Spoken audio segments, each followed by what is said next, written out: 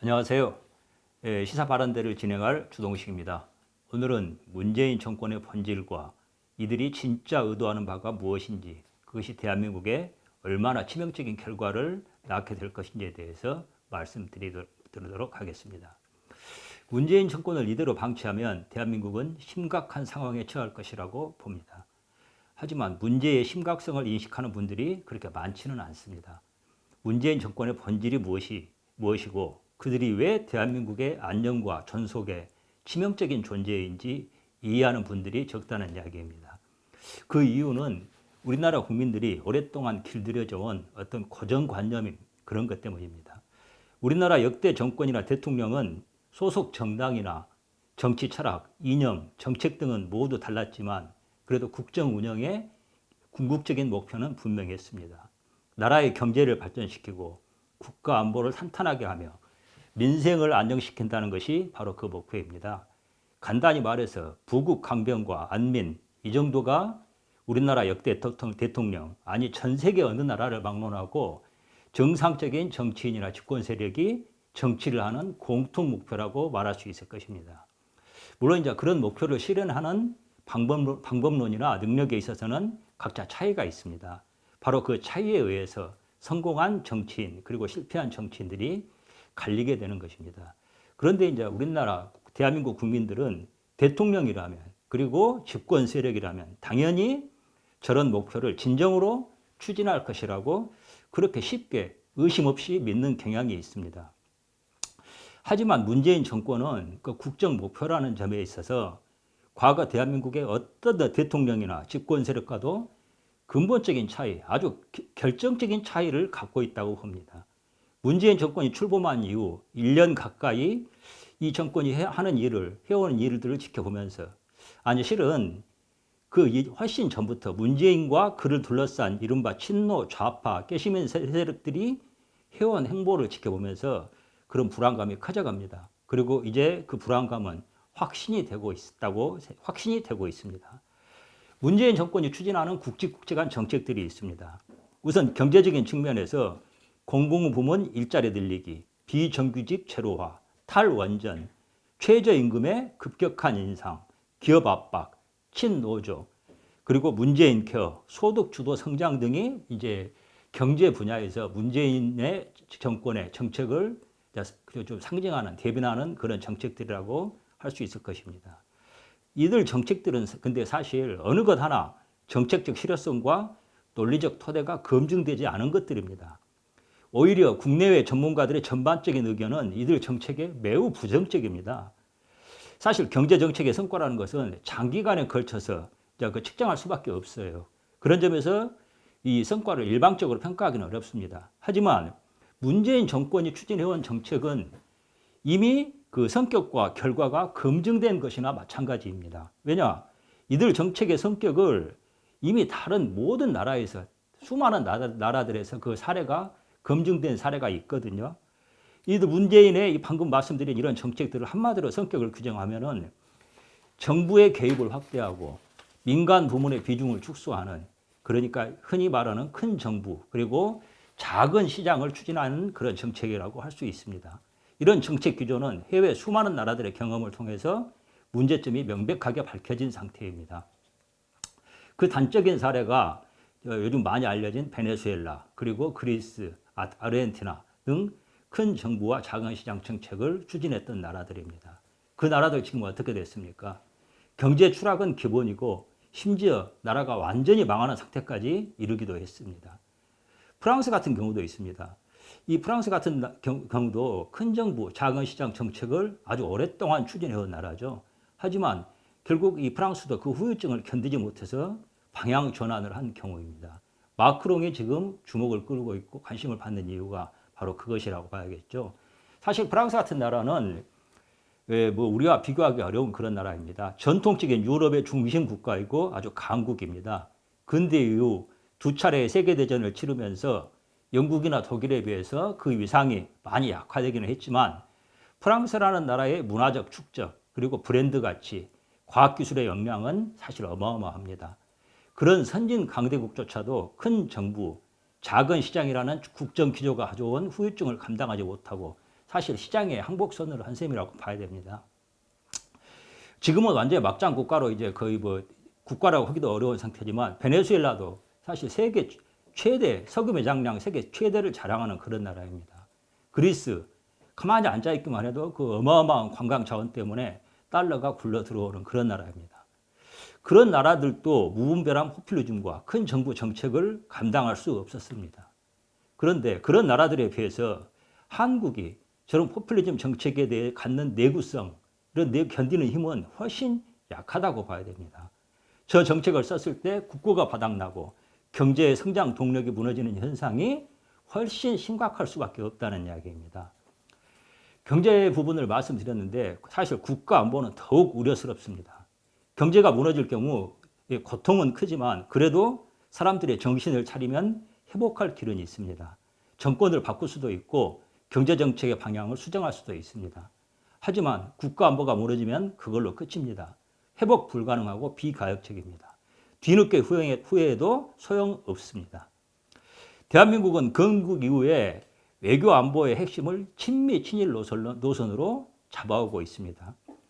관습헌법이란 말이 이제 좀 옛날에 알려지긴 했습니다만은 이 우리 대한민국의 친미 친일 노선은 거의 관습헌법이라고 할 수 있는 그것과 유사한 헌법에 명시되어 있지는 않지만 사실상 대한민국의 정체성을 규정하는 그런 노선이라고 할 수 있습니다.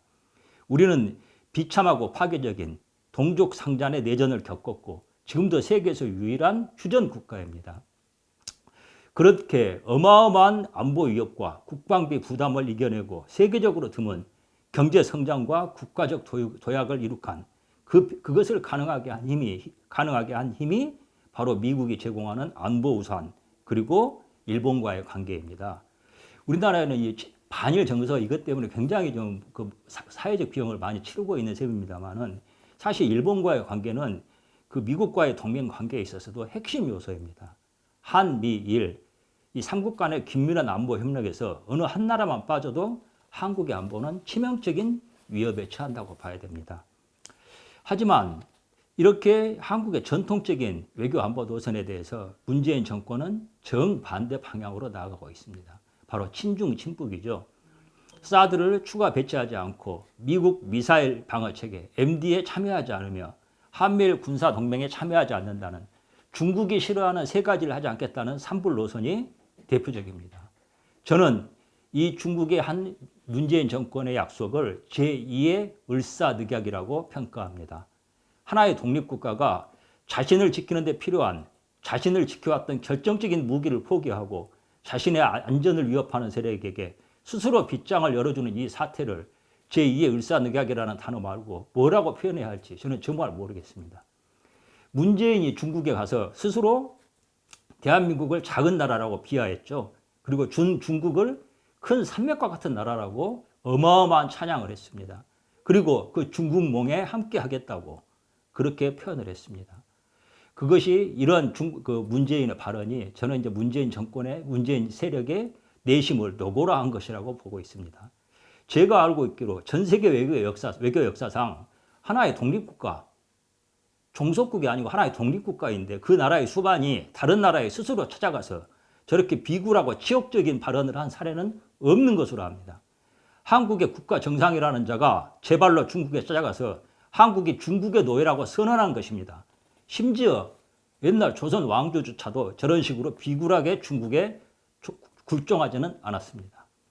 문재인과 그를 둘러싼 친노, 친문, 좌파 세력은 왜 이런 행동을 하는 것일까요? 바로 여기에 문재인 정권과 지금까지 대한민국의 역대 대통령이나 집권 세력과의 차이가 있다고 봅니다. 다르다는 것입니다. 문재인 정권은 심지어 좌파 정권이라고 많이 비판도 받는 김대중이나 노무현 정권과도 완전히 다릅니다. 목표가 다릅니다.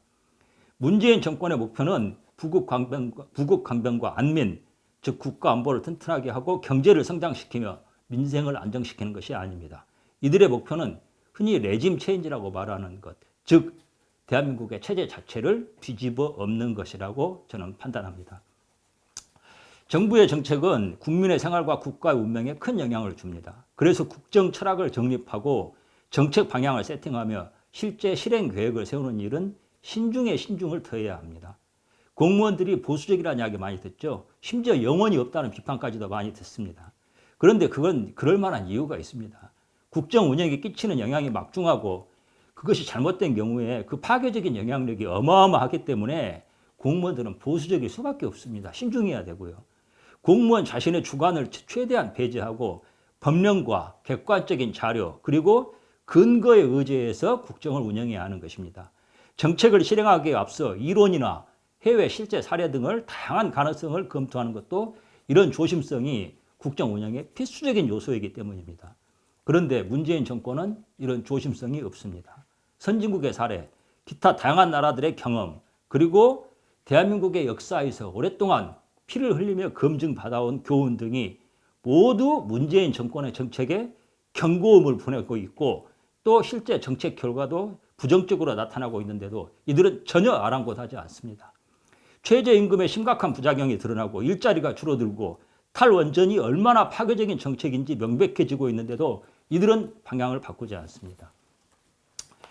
미국과 전 세계가 북한의 제재 압박을 가하는데도 문재인 정권은 그 제재에 구멍을 내려고 온갖 애를 씁니다.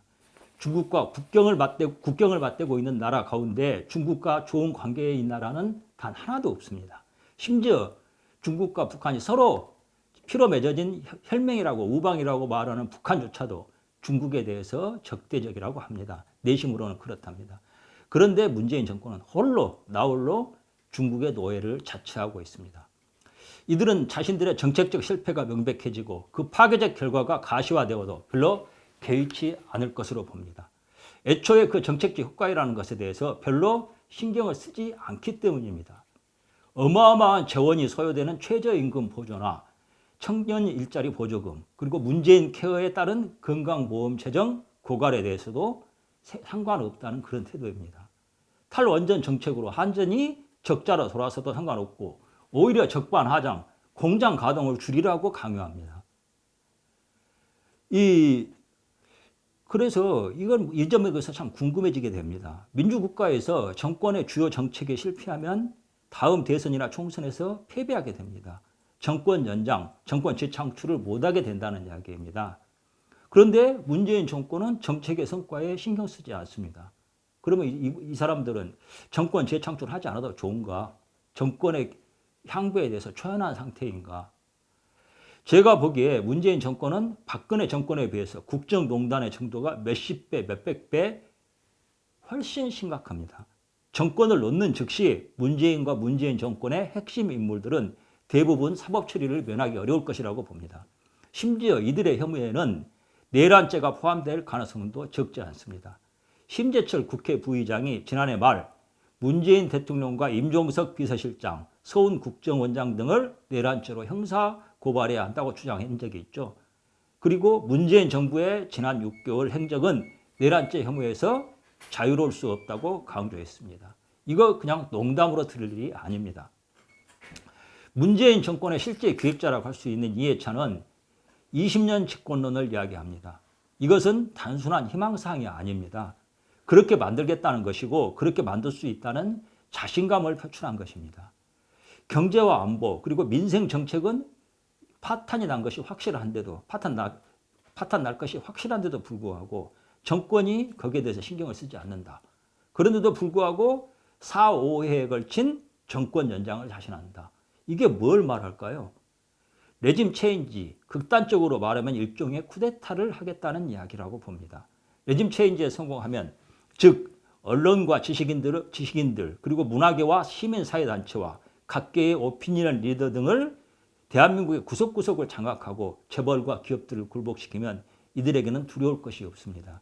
미국과 일본의 존재가 거슬리지만 그래서 중국과 북한이라는 보호막을 만들려고 필사적이라고 봅니다.